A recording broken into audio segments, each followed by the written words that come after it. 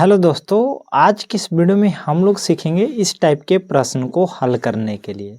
तो देखिए दोस्तों कि एक गांव में 60% पुरुष हैं और महिला 132 हैं, तो पुरुषों की संख्या निकालना है। तो सबसे पहले देखिए दोस्तों, पुरुष कितना है? 60% है। अब मान लीजिए यहाँ पे कि गांव की कुल संख्या कितना होगा, तो गांव की कुल संख्या होता है 100%, जिसमें से 60% क्या है? पुरुष हैं। तो महिला कितना बचे? तो 100 में से 60% पुरुष हैं, तो 40% क्या हो जाएंगे? महिला हो जाएंगे। 40% महिला हो जाएंगे। लेकिन महिला की संख्या 132 दिया हुआ है, यानी 40% का मान 132 दिया हुआ है। तो यहाँ से 1% का मान निकाल लीजिए। तो 1% का मान हो जाएगा 132/40।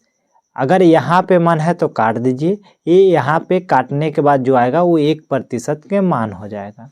उसके बाद पुरुषों की संख्या पूछा है, तो पुरुष की संख्या कितना है?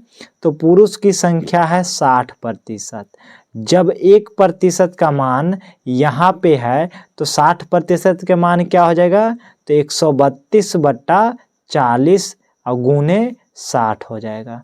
अब एक शून्य से एक शून्य काट दीजिए, 2 से काट दीजिए 2 बार में, 2 से काट दीजिए 3 बार में, 2 से काट दीजिए 2 छक 12, 2 छक 12, 66 से 3 में गुना कर दीजिए, तो 36 18 और 36 18 और 1 क्या हो जाएगा? 19।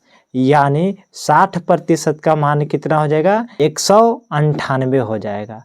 अब यहाँ पे देखिए, अगर कुल जनसंख्या पूछता कि कुल जनसंख्या कितना होगा, तो देखिए दोस्तों 198, 60% का मान 198 आया है और 40% महिला था जो कि 132 दिया हुआ है। तो 198 प्लस 132 दोनों को जोड़ दीजिए, 8 2 10 और यहाँ पे 9 3 12 और 1 13 के 3, 1 1 2 2 और 1 3, यानी 330 कुल जनसंख्या होता। उसी प्रकार अगला प्रश्न है कि एक स्कूल में 30% लड़की और लड़का 364 है, तो लड़कियों की संख्या कितनी होगी?